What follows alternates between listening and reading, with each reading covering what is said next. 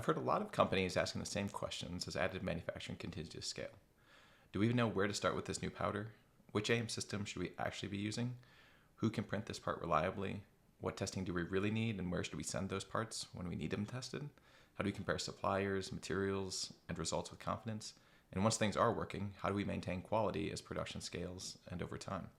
That's why we created the TRACEAM Insights program. TRACEAM Insights is a concierge-style additive manufacturing support ecosystem built around experienced engineers, manufacturing partners, testing laboratories, and data infrastructure that helps organizations navigate complex AM programs from start to finish.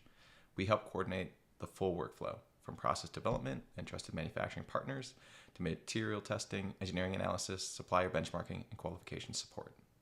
Instead of managing disconnected vendors and scattered spreadsheets, internally, organizations gain access to a connected ecosystem focused on accelerating decision-making and delivering real engineering outcomes. Behind the scenes, TRACEAM helps organize manufacturing, testing, and engineering information into a structured, traceable workflow that supports collaboration, automated reporting, and long-term qualification efforts.